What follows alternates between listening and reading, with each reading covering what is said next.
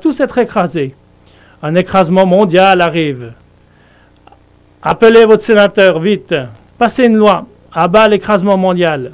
La théorie du Big Bang se trouve dans tous les manuels scolaires. En voilà un autre. Je ne peux que m'émerveiller devant la brillante intelligence de cet auteur. Il dit, les enfants, rien ne veut dire rien. Il faut être aussi intelligent que cela pour écrire un manuel scolaire. Il dit, non seulement la matière et l'énergie vont disparaître, mais l'espace et le temps aussi.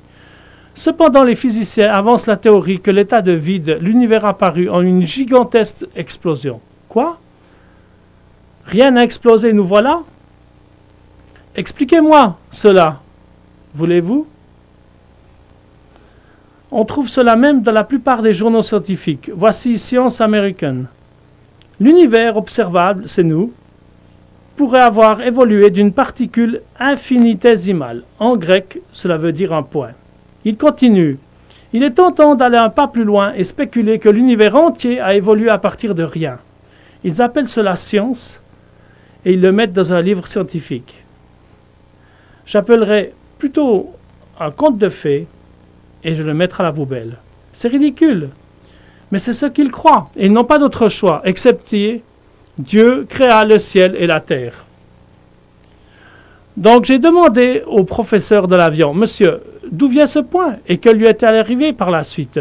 Il répondit, toute la matière est là et toute la boue de l'univers se sont comprimées en un point qui s'est mis à tourner, tournoyer de plus en plus vite. À la fin, il y a eu une explosion, Big Bang. Les morceaux se sont envolés et sont devenus galaxies, soleil, lune, étoiles. Et à la fin, nous. J'ai dit, monsieur, puis-je vous poser quelques questions, s'il vous plaît? Il a répondu, bien sûr, que voulez-vous le savoir? J'ai répondu, vous avez dit, il y a 20 milliards d'années, toute la boue de l'univers s'est comprimée dans le gros point, la grande pression, puis le grand tournoiement et le gros bang. Mais d'où vient toute cette boue? Il répondit, nous ne savons pas.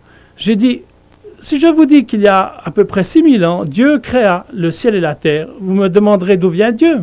Je ne sais pas. Mais vous dites, il y a 20 milliards d'années, un Big Bang a eu lieu. Vous ne savez pas d'où vient la boue. En fait, je crois au commencement, Dieu, et vous croyez au commencement, la boue.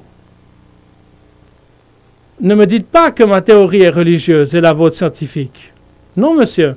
Elles sont toutes les deux religieuses. La seule différence réside dans le fait que votre religion est financée par nos impôts. L'évolution est la seule religion financée par les impôts dans ce pays. Donc, il ne savait pas d'où venait la boue.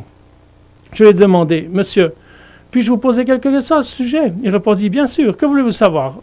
Au fait, les amis, ces deux lignes de temps qui sont juste à côté de moi ne sont pas à la même échelle. La Bible enseigne que Dieu a fait le monde il y a environ 6000 ans, non des milliards et des milliards d'années. Il y a 4400 ans, un déluge a eu lieu. Il y a 2000 ans, Jésus est né. Tout ce qui s'est passé avant s'appelle BC, avant Christ. Les nouveaux manuels scolaires ont changé cela. Maintenant, c'est BCE, avant l'ère actuelle. Christ est parti. Nous sommes actuellement ici, attendant que le Seigneur revienne dans environ 10 minutes.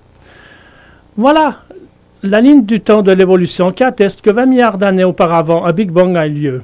Si je voulais mettre cette ligne de temps à la même échelle que l'autre, ce graphique devrait mesurer 3000 km. Pensacola, Floride, jusqu'à Portland et Oregon. Je ne peux pas porter de graphique de cette taille. Alors je l'ai fait à une autre échelle. D'accord?